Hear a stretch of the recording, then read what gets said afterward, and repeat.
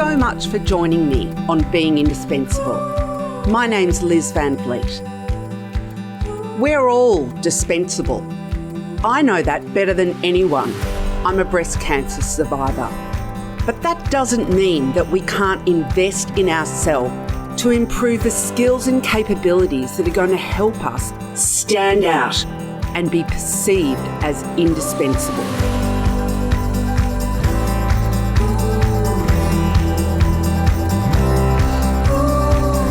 Being indispensable is also about the being side of the equation. Because if we're not looking after ourselves and our own well-being, then we have no hope of showing up as indispensable in the workplace.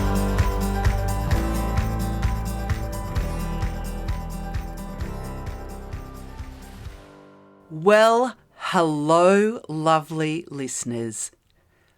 Yes, I'm back. Yep, episode 140.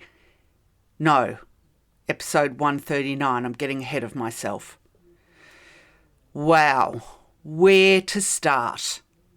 If you are still listening, if you are a listener who last listened to me in episode 138 in part 2 of my interview with the wonderful Marco. Hello, Marco, if you're listening to this.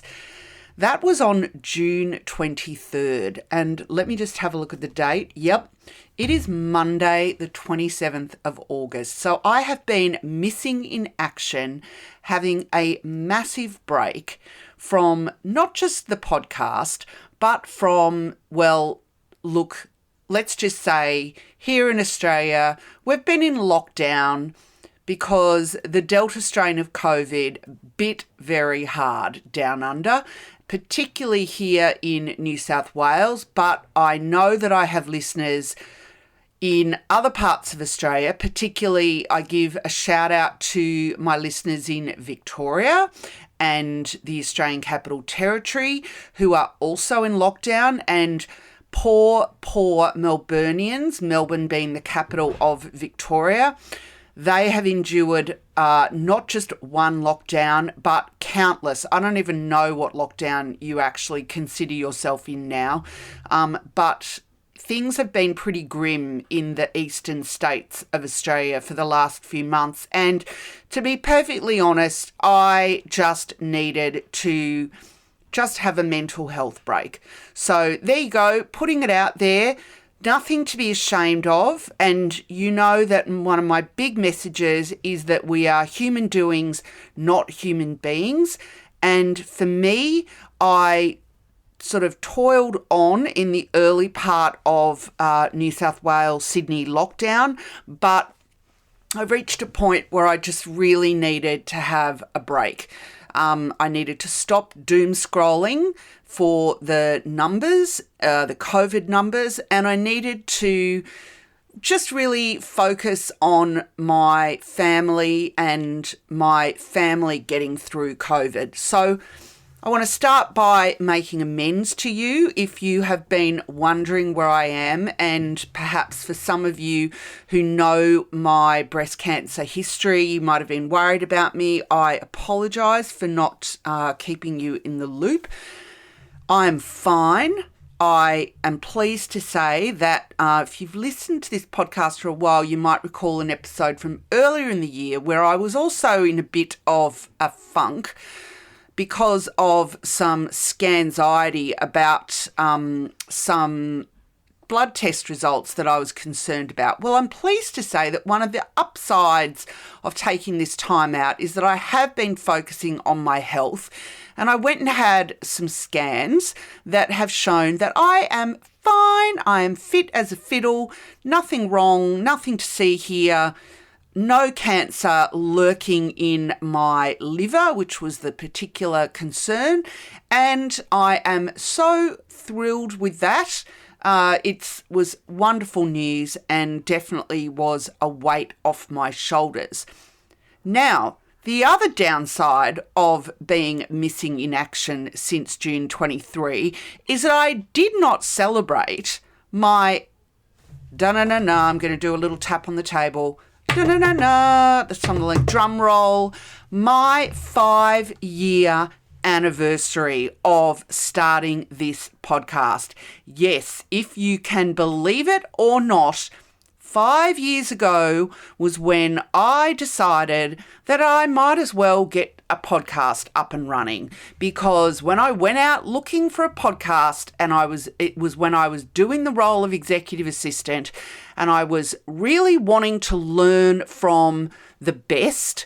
I really wanted to learn from other linchpin assistants, or the linchpin assistants out there that I knew were out there, and I had no access to them because I was quite isolated in my role and I'd never done the role before.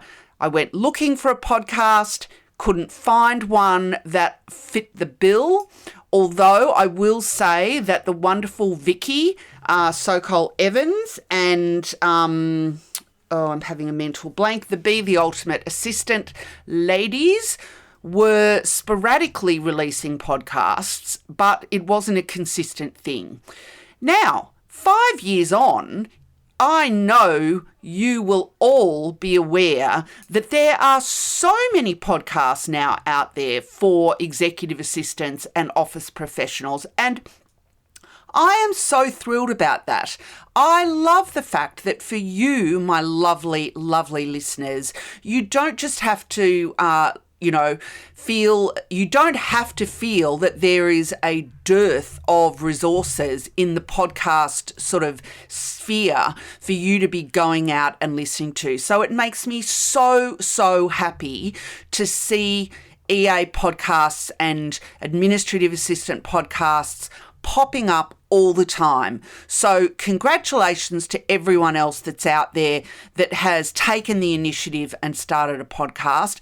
And I'm really delighted that I have had 5 years of bringing content to you. And as part of my plan for the next couple of months leading up to the end of 2021, I will be bringing out I will be re-releasing my top 5, or maybe, let's start with top 5 or maybe top 10 podcast episodes in my back catalogue, because for many of you, you will not have had the opportunity to hear some of them. So I'm going to re-release them with a little intro talking about why, what you're going to hear in that episode, and that will be coming up in your feed over the next couple of months.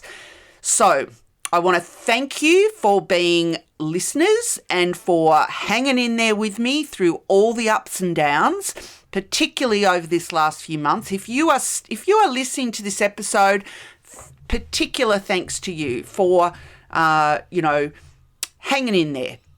I also want to give a shout out to any new listeners who might have only recently come across the podcast and subscribed. And I want to give a shout out to a special new listener who I'm hoping is listening to this, and that is the lovely April, who I met recently. And April, if you're listening, I hope you are well, and I hope you are enjoying going through the back catalogue, and I hope you are hearing my little shout out to you.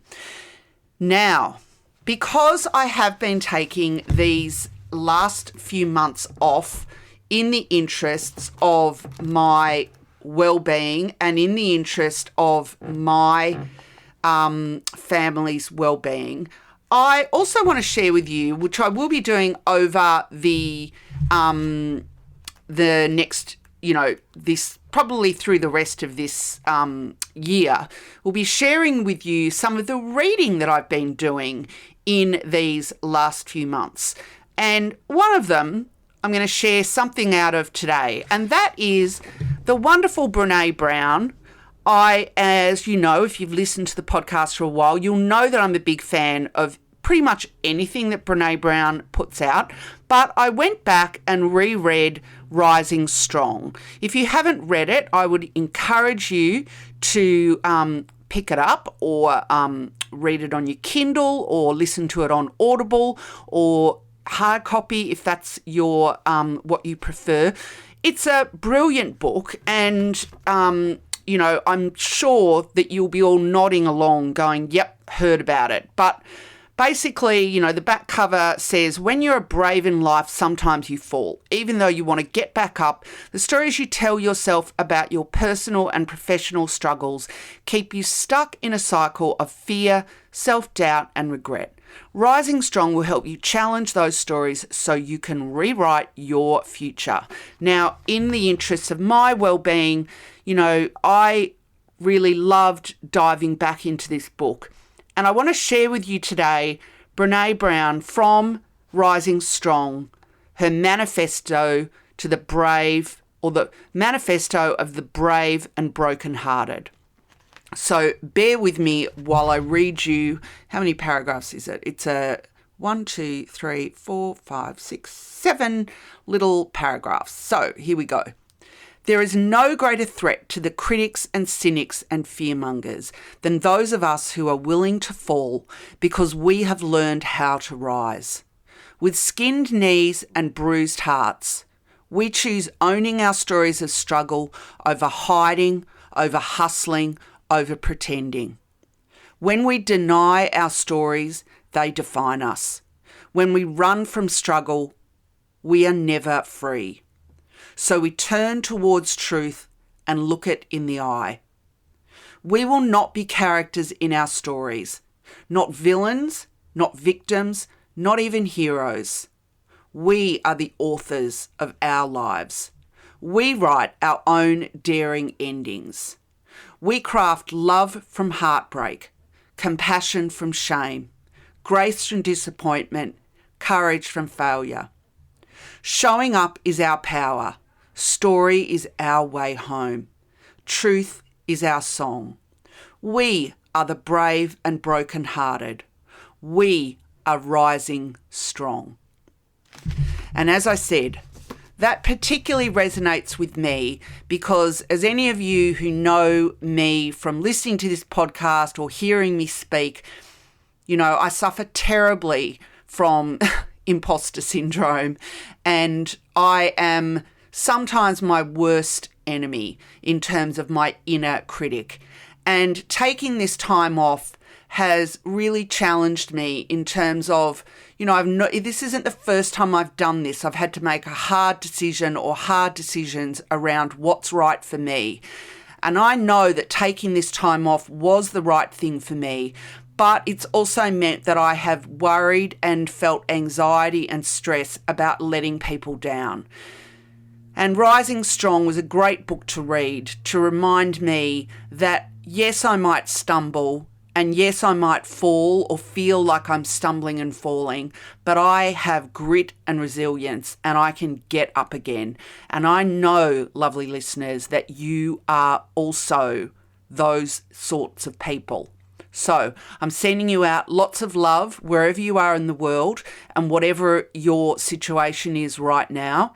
And feel free to hit me up on the socials, LinkedIn, or send me an email at liz@myeacareer.com and let me know how you're going. I love hearing from you, and I can't wait to bring you episode 140 next week. Thanks, guys. Thanks for listening.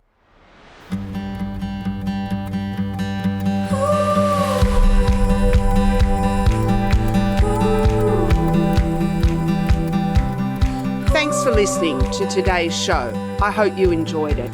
If you'd like to see the show notes, head over to my website. It would be great if you haven't already done so. If you enjoyed the show, if you could kindly go to iTunes and leave a review. It helps other people find the show. Thanks for listening and have a great week.